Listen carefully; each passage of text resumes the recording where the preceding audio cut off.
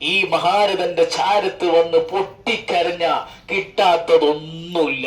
ഇത്ര വലിയ പ്രശ്നങ്ങളുണ്ടെങ്കിലും, വലിയ നീറുന്ന പ്രശ്നങ്ങളുണ്ടെങ്കിലും അതിനൊക്കെ പരിഹാരം ഇവിടുന്ന് കിട്ടും. ഹാജിയുടെ ദർബാറിൽ നിന്ന് കിട്ടും. അസ്സലാമു അലൈക്കും വറഹ്മത്തുള്ളാഹി വബറകാതുഹു. അൽ സിയാറ ചാനലിൻ്റെ പുതിയൊരു വീഡിയോയിലേക്ക് സ്വാഗതം. ഞങ്ങളിപ്പോൾ ഉള്ളത് അജ്മീറിലാണ്. അജ്മീറിൽ നമുക്കറിയാം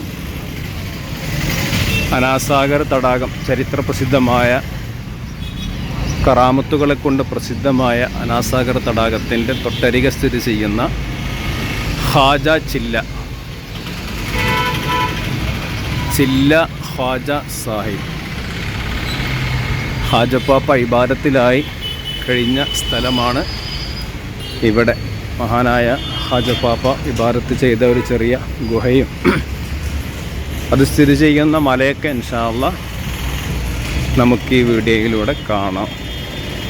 അപ്പോൾ അവിടേക്കാണ് ഞങ്ങൾ പോയിക്കൊണ്ടിരിക്കുന്നത് ഇൻഷാ അല്ലാഹ്. ചരിത്ര ഗ്രന്ഥങ്ങളുടെ ഉള്ളറുകൾ തേടി ഒരു യാത്ര. അൽ സിയാറ, ആത്മജ്ഞാനികളെ തേടി ഒരു തീർത്ഥയാത്ര.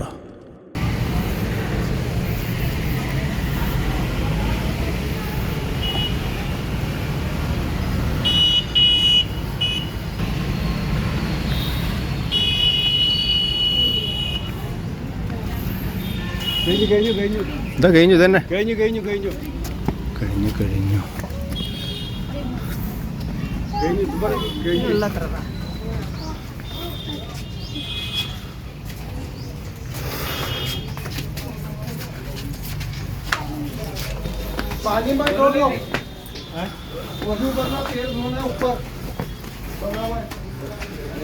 ചെറിയൊരു മലയാണ്. ആ മല അങ്ങനെ കയറിയിട്ട് വേണം ഇവിടെ എത്താൻ. അത്യാവശ്യം ആളുകൾക്ക് എല്ലാവർക്കും കയറാൻ കഴിയും.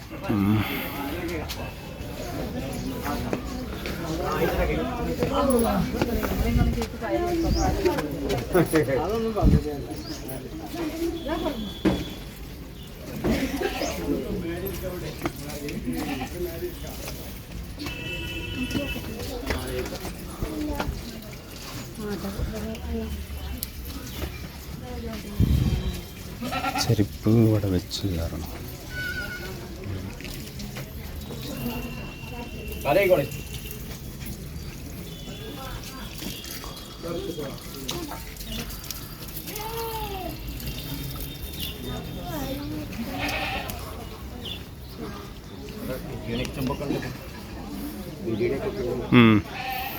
അപ്പോൾ ചെരുപ്പോടെ വെച്ച് കാല് കഴുകി കയറാം.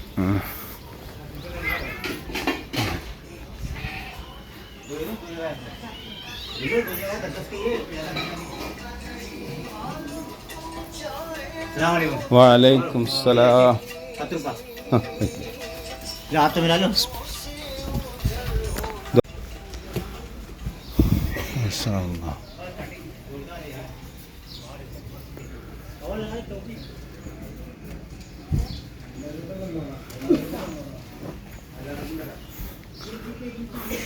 ഒരു ചെറിയ പള്ളിയാണ്.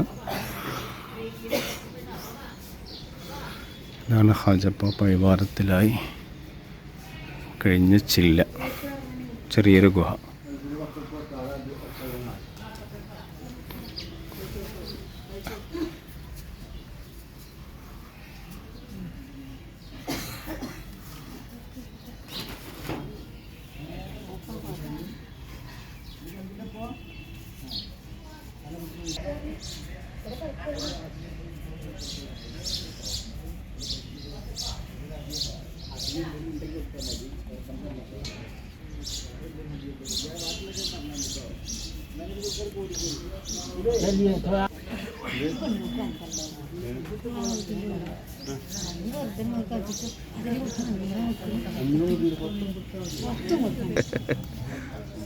എന്നാ വേഗം കയറിയിട്ടൊന്ന് കണ്ടേ.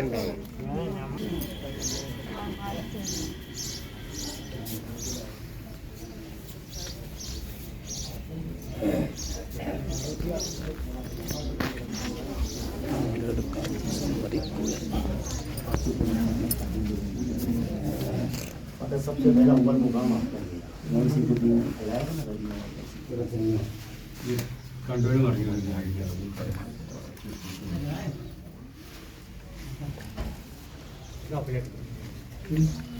Sini tidak sini.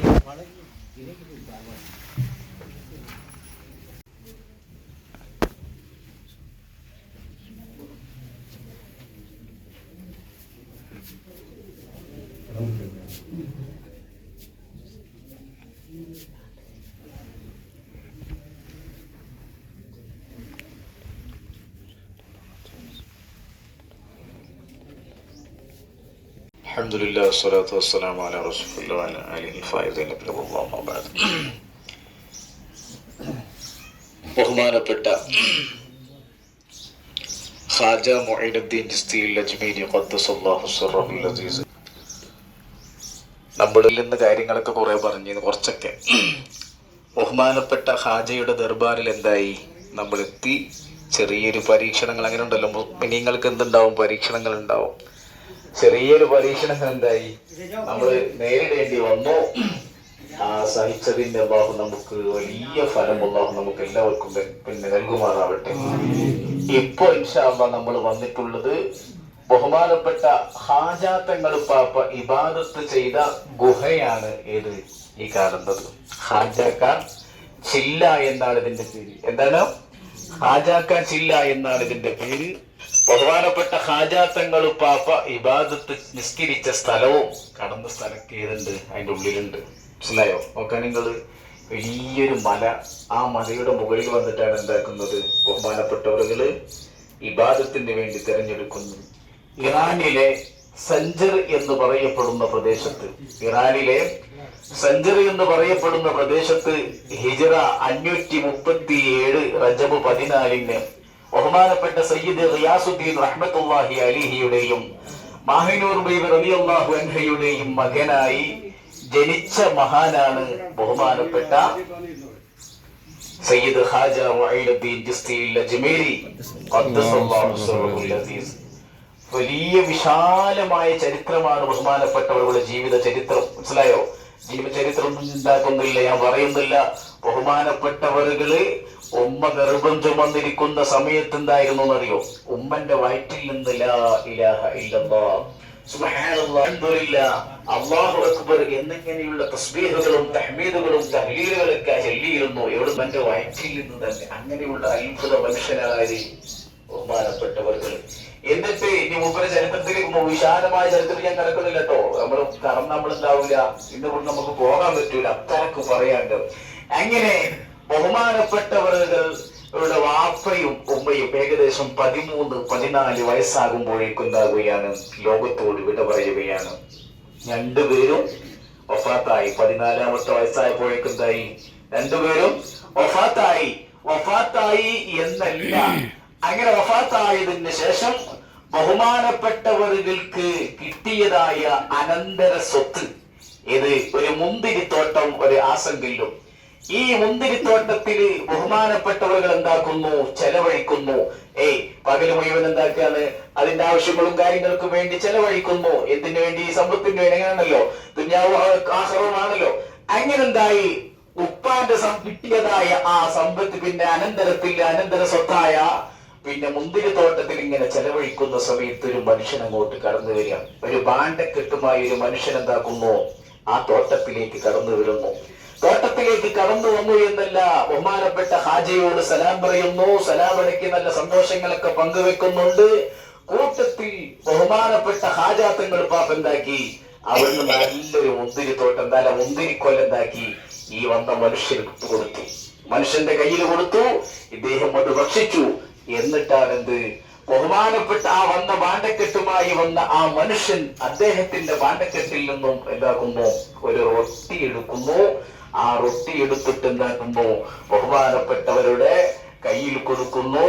അല്ലെങ്കിൽ രണ്ട് കോളുകളുണ്ട്, അദ്ദേഹം എന്താക്കുമ്പോ ചവച്ചരിച്ചിട്ട് കൊടുക്കുന്നു എന്ന് പറയുന്നുണ്ട്. ഏതായാലും ബഹുമാനപ്പെട്ടവരുടെ കയ്യിൽ കൊടുക്കുന്നു. അങ്ങനെ ബഹുമാനപ്പെട്ടവർ എന്താക്കുന്നു? അത് ഭക്ഷിച്ചു. വയറ്റിലേക്ക് ഇറങ്ങിയപ്പോൾ സുബ്ഹാനല്ലാഹ് ബഹുമാനപ്പെട്ട ഹാജാത്തങ്ങൾ പാപ്പാന്റെ എന്താണ് അവസ്ഥ മാറുക. ആ വന്ന ആളാരാണെന്ന് ഒരു വലിയൊരു മഹാനാണ്. അങ്ങനത്തെ ആരും നമ്മൾ എന്താക്കരുത്? നിസാരപ്പെടുത്താൻ പറ്റൂല. നമ്മളെ മുന്നിൽ കൈനീട്ടി വന്ന ഒരാളെയും എന്താക്കാൻ പറ്റൂല, നമ്മൾ മടക്കാൻ പറ്റൂല എന്നുള്ളതിന്റെ ഒരു തെളിവാണ് ബഹുമാനപ്പെട്ട ഹാജിയുടെ മുന്നിൽ വന്ന ആ വാണ്ടക്കെട്ടുമായി വന്ന ആ മനുഷ്യൻ ആരായിരുന്നു? വലിയ മഹാനായിരുന്നു. ബഹുമാനപ്പെട്ട ഇബ്രാഹിം ഖദ്ദൂസി റളിയല്ലാഹു അൻഹു എന്ന് പറയപ്പെടുന്ന ഒരു മഹാനായിരുന്നു ആ ഹാജിയുടെ ദർബാറിൽ വന്നിരുന്നത്.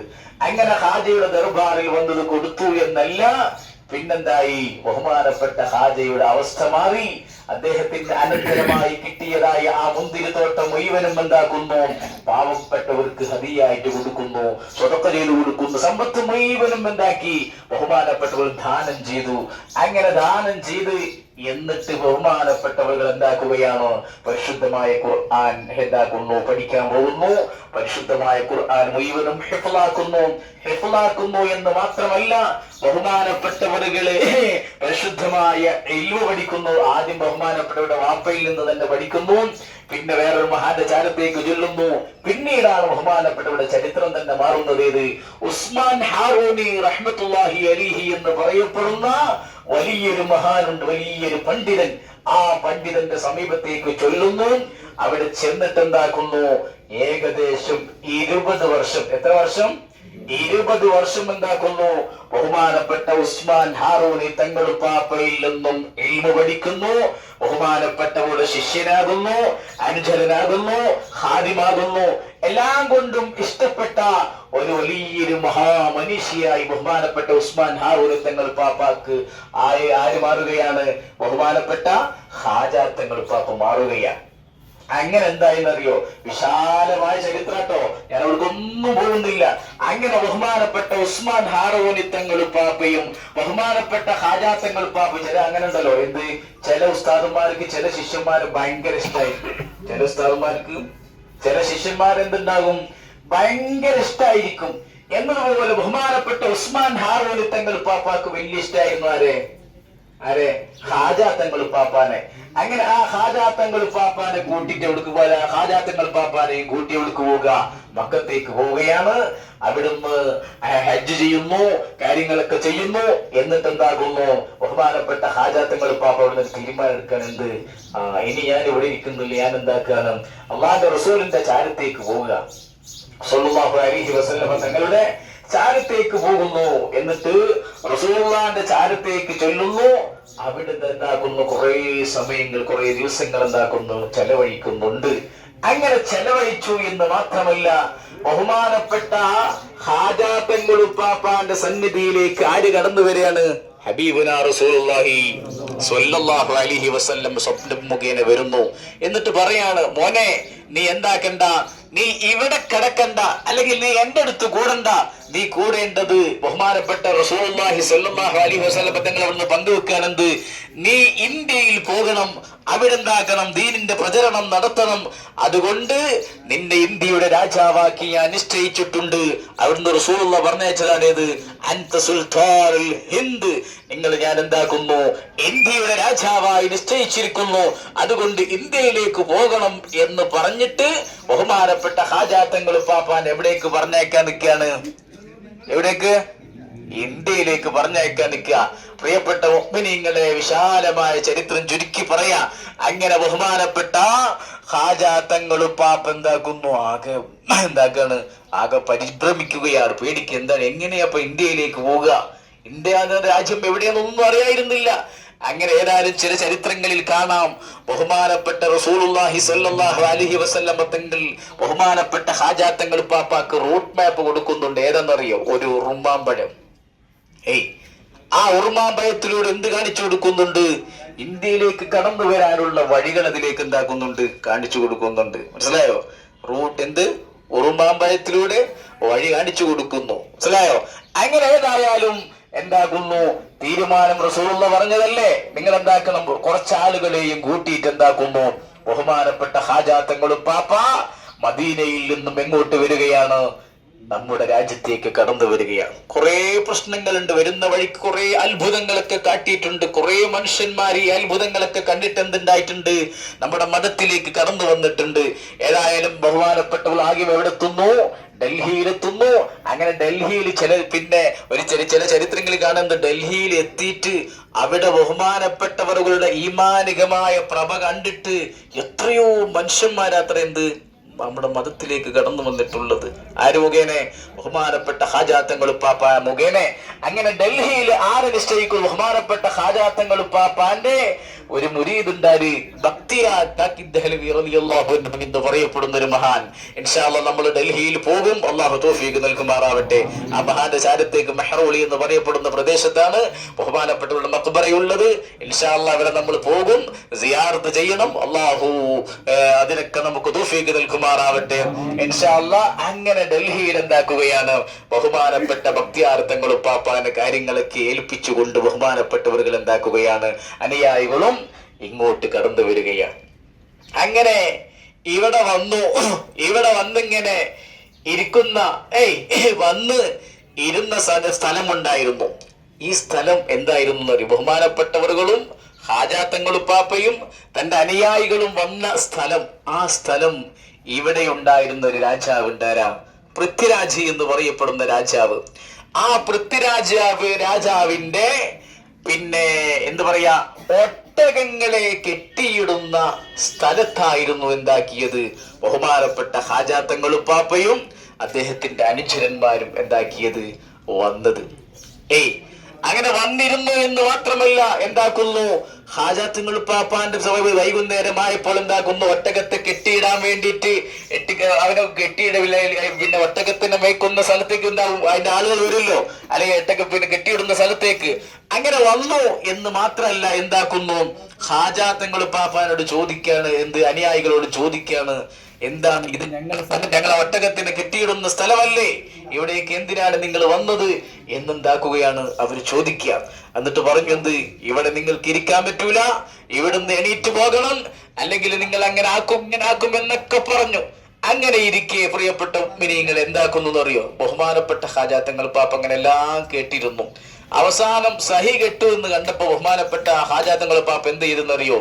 ആയിക്കോട്ടെ, നിങ്ങളെ ഒട്ടങ്ങളൊക്കെ എന്തായിക്കോട്ടെ, ഇവിടെ കടന്നോട്ടെ, ഞങ്ങൾ എന്തായിക്കോളാ, ഇവിടുന്ന് പൊക്കോളാ എന്ന് പറഞ്ഞുകൊണ്ട് ബഹുമാനപ്പെട്ടവർകള് ഏകദേശം ഈ ഭാഗത്ത് എന്ന് പറയപ്പെടുന്നുണ്ട് എന്താക്കുന്നുണ്ട്? ഈ അനാസാഗറിന്റെ തീരത്തേക്ക് എന്താക്കുകയാണ്? കടന്നു വരുന്നതിന്റെ അപ്പുറത്താണ് അനാസാഗർ തടാകമുള്ളത്. ഇൻഷാ അല്ലാഹ് ഈ അനാസാഗർ തീരത്തേക്ക് എന്താക്കുന്നു? കടന്നു വരുന്നു. അങ്ങനെ പിറ്റേ ദിവസം എന്തായി? പിറ്റേ ദിവസം രാവിലെയായി. ഒട്ടകത്തെ മേക്കാൻ വരുന്ന ആളുകള് അവര് വന്നിട്ട് എന്താക്കുന്നു? ഒട്ടകത്തെ എണീപ്പിക്കാൻ നോക്കുക. ഒട്ടകത്തിനെ എണീപ്പിക്കാൻ നോക്കുക. ഒട്ടകമൊന്നും നീക്കണില്ല. ആ കടത്തം തന്നെ അങ്ങനെ കിടക്കുക.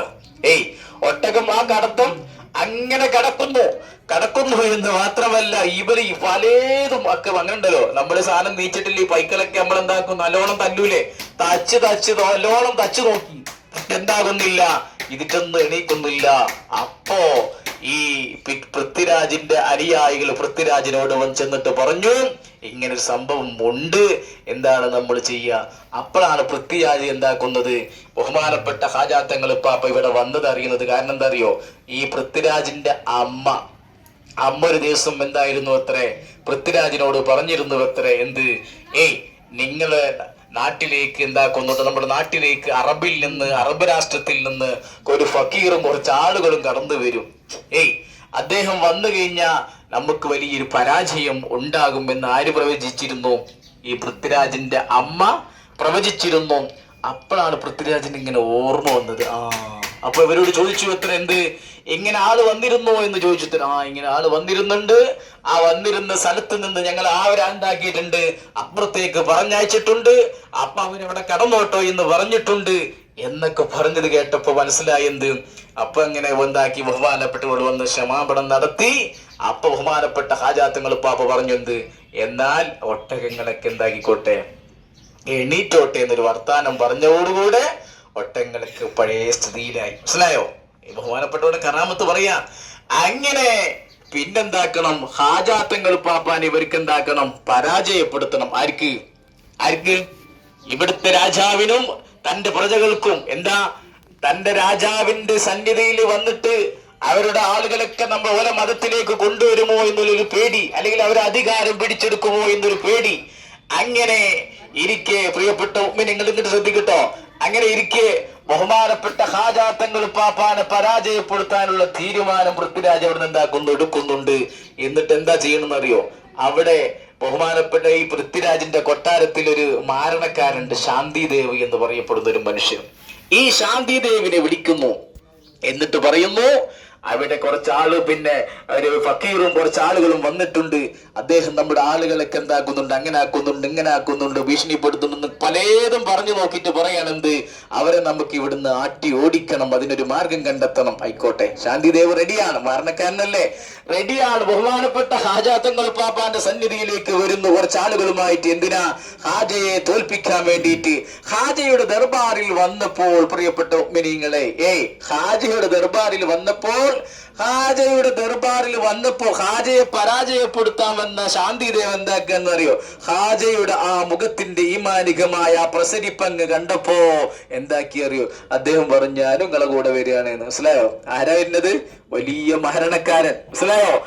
അങ്ങനെ അതും പരാജയപ്പെട്ടു. വലിയ ചരിത്രം കേട്ടോ, വിശാലമായ ചരിത്രം.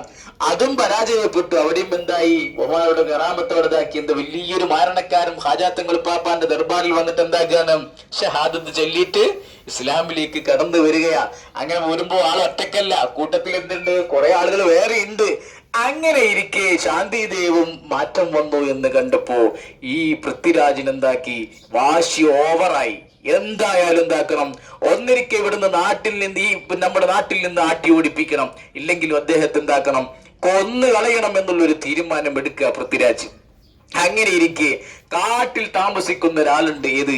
അജയ്പാൽ എന്ന് പറയപ്പെടുന്ന ഒരാള്. അജയ്പാൽ മഹായോഗി എന്ന് പറയപ്പെടുന്ന ഒരു മനുഷ്യൻ. അദ്ദേഹം എല്ലാ കഴിവുള്ള ആളാ. നമ്മളെ ദജ്ജാലിന് കഴിവില്ലേ? കുറെ കഴിവില്ലേ? എന്നതുപോലെ എല്ലാ കഴിവുള്ള ആളാണ് ആര്? അജയ്പാൽ മഹായോഗി. ഇങ്ങോട്ട് നോക്കി, അവിടെ അങ്ങോട്ട് നോക്കണ്ട, ഇങ്ങോട്ട് നോക്കി.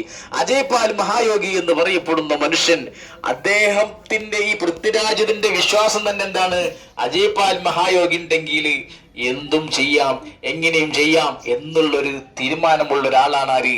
ഈ പൃഥ്വിരാജ് തന്നെ. അത്രക്കും വലിയ കഴിവുള്ള ഒരാളായിരുന്നു ആര്? ഈ അജയ്പാൽ മഹായോഗി എന്ന് പറയപ്പെടുന്ന മനുഷ്യൻ.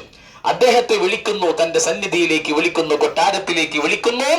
എന്നിട്ട് അജയ്പാലിനോട് പറയാനെന്ത്, ഇങ്ങനെ ഒരു മനുഷ്യൻ നമ്മൾ ആളുകളൊക്കെ മതത്തിലേക്ക് കൊണ്ടുപോകുന്നുണ്ട്, ഇദ്ദേഹത്തെ ഒന്നിരിക്കെ ഇവിടുന്ന് എന്താക്കണം, പിന്നെ കൊന്നു കളയണം, ഇല്ലെങ്കിൽ ഇവിടുന്ന് ആട്ടി ഓടിക്കണം. അങ്ങനെ തീരുമാനിക്കാൻ വേണ്ടി നിൽക്കുന്ന സമയം ബഹുമാനപ്പെട്ട ഹാജാ തങ്ങളും പാപ്പയും അനുയായികളും ഒരു വൃത്തം വരയ്ക്കുക. ഒരു വൃത്തം വരക്കുന്നു. ആ വൃത്തം വരച്ചിട്ട് ആര് വരുന്നത് അറിയുന്നുണ്ട്? ബഹുമാനപ്പെട്ട ബഹുമാനപ്പെട്ട ഹാജാ തങ്ങൾ പാപ്പ, അജയ്പാൽ മഹായോഗി എന്ന് പറയപ്പെടുന്ന മനുഷ്യൻ വരുന്നുണ്ട് എന്നറിഞ്ഞപ്പോൾ ബഹുമാനപ്പെട്ട ഹാജാ തങ്ങൾ പാപ്പ തന്റെ അനുയായികളൊക്കെ വിളിച്ചു. എന്നിട്ട് ഒരു വൃത്തം, വലിയൊരു വൃത്തം വരച്ചു. പഴയ കാലത്ത് ആൾക്കാരുണ്ടല്ലോ വൃത്തം വരക്കും. ആ ഒരു വൃത്തം വരച്ചു. എന്നിട്ട് പറഞ്ഞു, എല്ലാവരും ഇതിന്റെ ഉള്ളിലിരിക്കണം, എല്ലാരും ഇതിന്റെ ഉള്ളിലിരിക്കണം.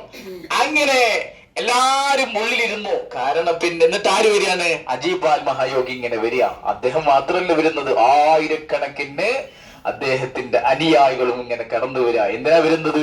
ബഹുമാനപ്പെട്ട ഹാജയെ ഇവിടുന്ന് ആട്ടി ഓടിക്കണം. അങ്ങനെ ഇരിക്കെ ഹാജാ തങ്ങൾ പാപ്പ അനാസാഗർ തീരത്താണ് ഇവിടെ ഉള്ളത്.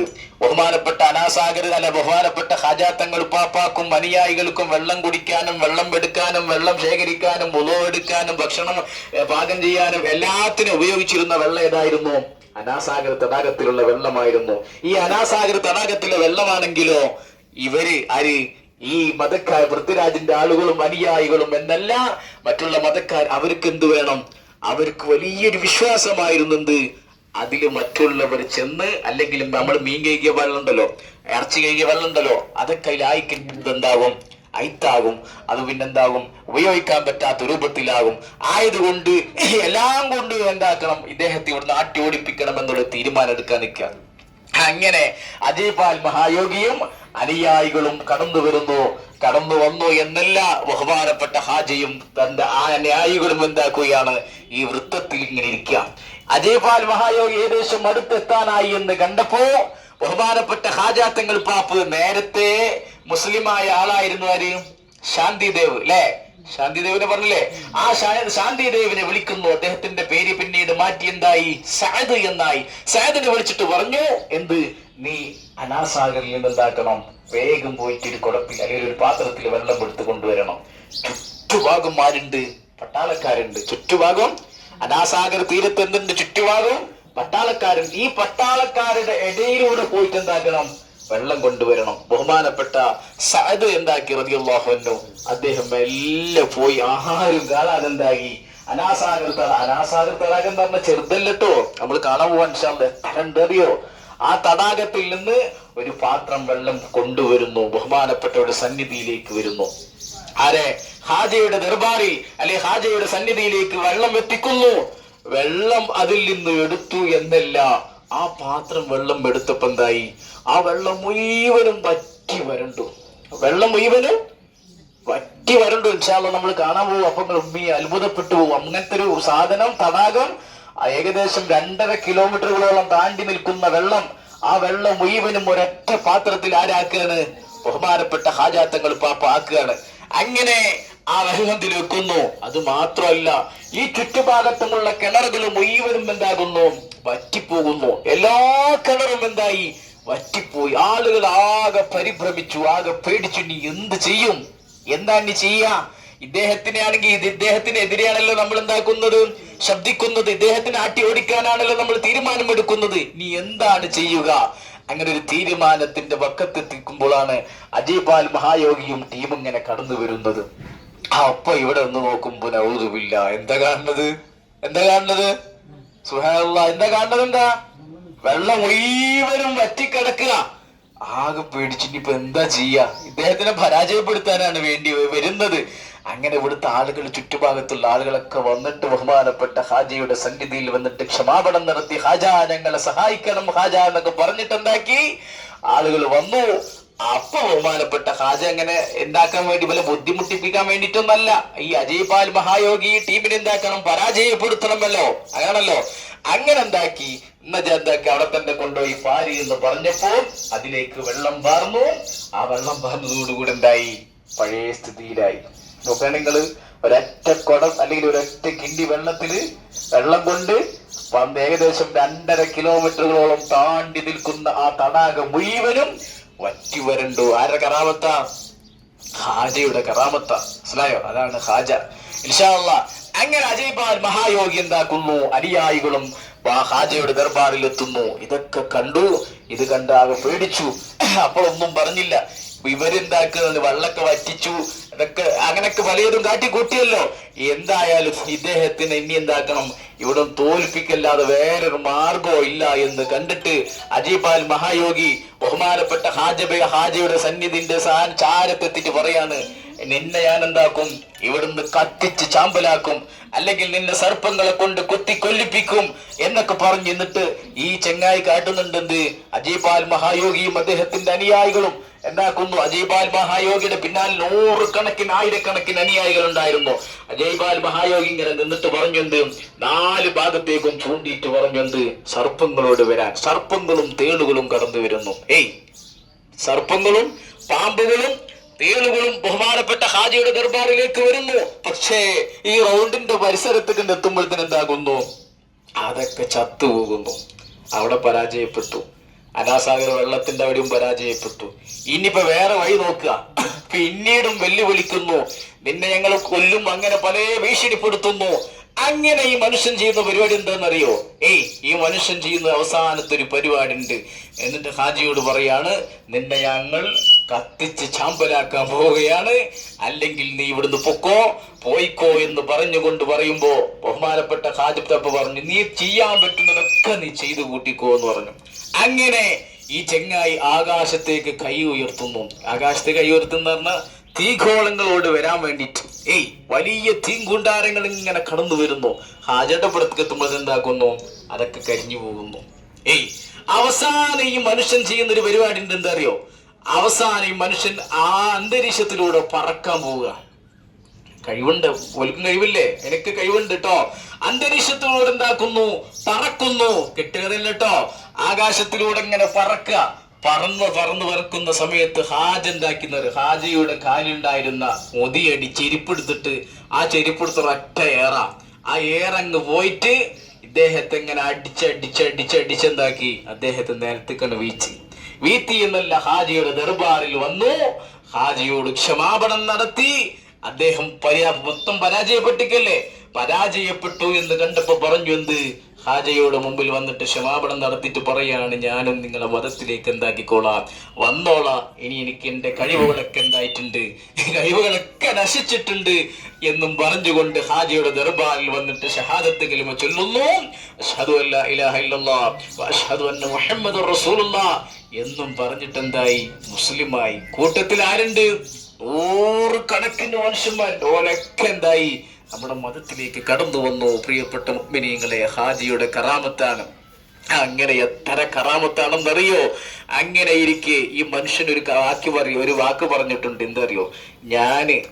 ഈ അജീബാൽ മഹായോഗി പറയാണ്, ഞാന് പൃഥ്വിരാജിന്റെ കോട്ടയിൽ എന്തുണ്ട്, അല്ലെങ്കിൽ പൃഥ്വിരാജിന്റെ സന്നിധാനത്ത് എനിക്ക് എന്തുണ്ട്, വലിയ സ്ഥാനം ഉണ്ടായിരുന്നു. നിങ്ങളുടെ മതത്തിലേക്ക് വന്നാലും എനിക്ക് എന്ത് വേണം? ആ സ്ഥാനം തരണം. അപ്പൊ ബഹുമാനപ്പെട്ട ഹാജ പറഞ്ഞു, എന്ത്? അനക്ക് ഇവിടെ വരുന്ന ആളുകളൊക്കെ ഹിദമത്ത് ചെയ്യാനുള്ള അവസരം ഞാൻ എന്താക്കി തരാം, ഒരുക്കി തരാം എന്ന് പറഞ്ഞു. എന്ന് മാത്രമല്ല, ആ അജയ്പാൽ മഹായോഗി എന്ന് പറയപ്പെടുന്ന മനുഷ്യനും ഇപ്പോഴും ജീവിച്ചിരിപ്പുണ്ട് എന്ന് ബഹുമാനപ്പെട്ടവരുടെ പേരിൽ രചിക്കപ്പെട്ടതായ മൗലിദ് കിതാബിൽ കാണാം. അദ്ദേഹം ഇപ്പോഴും ജീവിച്ചിരിപ്പുണ്ട്. അദ്ദേഹത്തിന്റെ പേര് അബ്ദുള്ള ബയാബനി എന്ന പേരിൽ അദ്ദേഹം അറിയപ്പെടുന്നു.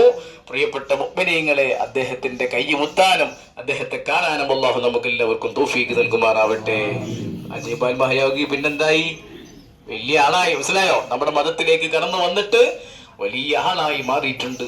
പ്രിയപ്പെട്ട മുഅ്മിനീങ്ങൾ, അങ്ങനെയുള്ള എത്ര കണക്കിനാര് ബഹുമാനപ്പെട്ട പിന്നെ നൂഹ് നബി ഇബ്രാഹിം നബി അലൈഹിസ്സലാമിന്റെ ചരിത്രം പറഞ്ഞതുപോലെ ബഹുമാനപ്പെട്ട ഖാജ തങ്ങൾ പാപ്പ അങ്ങനെ പോരുന്ന സമയത്ത് വലിയൊരു തീക്കുണ്ടാരം കണ്ടു. അതിനാരാധിക്കുന്ന കുറെ മനുഷ്യന്മാരെയും കണ്ടു. അതിനാരാധിക്കുന്ന മനുഷ്യന്മാരെ കണ്ടപ്പോ ചോദിച്ചു, എടാ, ഈ തീ കൊണ്ട് നിങ്ങൾക്ക് വല്ല ഉപകാരം ഉണ്ടോ? അവര് പറഞ്ഞത് ഞങ്ങളെ ദൈവമാണ്. ഈ ദൈവം നിങ്ങൾ എന്താക്കുകയോ ചെയ്യുള്ളൂ, നശിപ്പിക്കുകയോ ചെയ്യുള്ളൂ. അതുകൊണ്ട് നിങ്ങൾക്ക് വല്ല ഉപകാരവും കിട്ടുമോ എന്ന് ചോദിച്ചപ്പോ അവര് സമ്മതിച്ചു.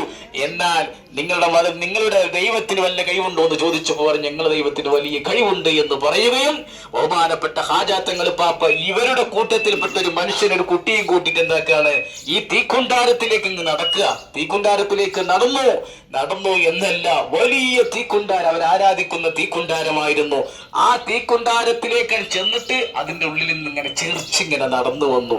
ചുറ്റുഭാഗത്തുള്ള ആളുകൾ മുഴുവൻ എന്തായി, മതത്തിലേക്ക് കടന്നു വന്നു. നോക്കണെങ്കിൽ ഏകദേശം 97 ലക്ഷം ആളുകൾ ഇസ്ലാമിലേക്ക് കടന്നു വന്നു. ആര് മുഖേനെ? ബഹുമാനപ്പെട്ട ഹാജാ തങ്ങൾ പാപ്പ മുഖേന 97 ലക്ഷം. അത്രക്കും വലിയ മഹാനാണ് ആര്? ബഹുമാനപ്പെട്ട ഹാജാ തങ്ങൾ പാപ്പ. അല്ലാഹു സുബ്ഹാനഹു വ തആല ബഹുമാനപ്പെട്ടവരുടെ ചാരത്ത് പൊട്ടിക്കരഞ്ഞു ദുആയിരക്കാൻ അല്ലാഹു നമുക്ക് എല്ലാവർക്കും തൗഫീഖ് നൽകുമാറാവട്ടെ. പ്രിയപ്പെട്ട മുഅ്മിനീങ്ങളെ, അങ്ങനെയുള്ള വലിയ മഹാനാണ് ബഹുമാനപ്പെട്ട ഹാജാ തങ്ങൾ പാപ്പ. ബഹുമാനപ്പെട്ടവരുകളെ ഇൻഷാ അല്ലാഹ് നമ്മള് നാളെ നമുക്ക് എന്താക്കണം, ഇവിടുന്ന് ബഹുമാനപ്പെട്ട ഹാജിയുടെ മകനുണ്ടായി ഫഖറുദ്ദീൻ ബാബു സർവാർ റളിയല്ലാഹു അൻഹു എന്ന് പറയപ്പെടുന്ന മഹാൻ. ആ മഹാന്റെ ചാരത്തേക്ക് ഇൻഷാ അല്ലാഹ് നമുക്ക് നാളെ പോകണം. പ്രിയപ്പെട്ട മുഅ്മിനീങ്ങളെ, ഹാജാ തങ്ങൾ പാപ്പ വഫാത്താകുന്ന സമയത്ത് ബഹുമാനപ്പെട്ടവർ എത്ര പിന്നെ ഭാര്യമാരെ കഥകളൊക്കെ നമുക്ക് ഓരോ ഭാഗത്തെത്തുമ്പോൾ സന്ദർഭത്തിനനുസരിച്ച് അതൊക്കെ പറയട്ടോ. അത്ര മക്കളും ഭാര്യമാരെ കഥകളൊക്കെ ഓരോ ഭാഗത്തെത്തുമ്പോൾ പറയാം. ബഹുമാനപ്പെട്ട വഫാത്താകുന്ന സമയം തന്റെ റൂമിലേക്ക് കടക്കുമ്പോൾ അനുയായികൾ ശിഷ്യന്മാരൊക്കെ പുറത്തിങ്ങനെ നിൽക്കുക.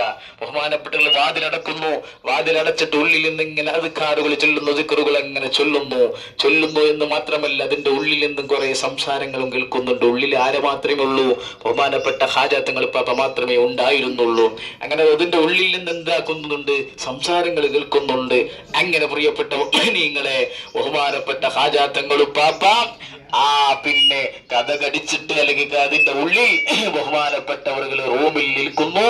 റൂമിൽ നിന്ന് സുബ്ഹിയോട് അടുത്ത സമയത്ത് ബഹുമാനപ്പെട്ട ശിഷ്യന്മാരെന്താക്കുന്നു? വാതിൽ തുറന്നു നോക്കുമ്പോൾ ബഹുമാനപ്പെട്ട ഹാജാ തങ്ങൾ പാപ്പ എന്തായിട്ടുണ്ട്? വഫാത്തായി പോയിട്ടുണ്ട്. ആ വഫാത്തായി പോയ സമയത്ത് ബഹുമാനപ്പെട്ടവരുടെ നെറ്റിത്തടത്ത് ഇങ്ങനെ എഴുതി വെച്ചിരുന്നു. എന്താ എഴുതി വെച്ചിരുന്നത് എന്നറിയോ?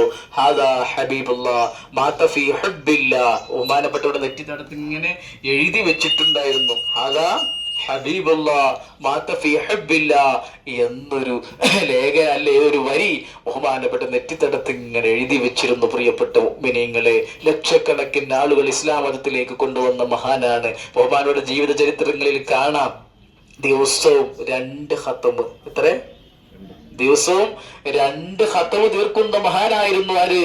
ബഹുമാനപ്പെട്ട ഹാജാ തങ്ങൾ ഉപ്പാപ്പ. പകല് മുഴുവനും എന്താക്കും? നിസ്കരിക്കല. പകല് മുഴുവനും നോമ്പ്, രാത്രി മുഴുവനും എന്താണ്ടാകുക? നിസ്കാരവുമായി കഴിച്ചുകൂട്ടിയിരുന്ന വലിയ മഹാനായിരുന്നു ബഹുമാനപ്പെട്ട ഹാജാ തങ്ങൾ ഉപ്പാപ്പ. 2 ഖത്മൊക്കെ തീർക്കണം. നോക്കാണ്ടി നമ്മളിപ്പോ ഈ റമദാൻ ഷരീഫ് കഴിഞ്ഞിട്ട് 1 ഖത്മ ഫുള്ളാക്കിക്കണോ നമുക്ക് സംശയ അല്ലേ? അറിയില്ല. ഏതായാലും അങ്ങനെയുള്ള വലിയ മഹാനാണ്. ഈ മഹാരഥന്റെ ചാരത്ത് വന്ന് പൊട്ടിക്കരഞ്ഞ കിട്ടാത്തതൊന്നുമില്ല.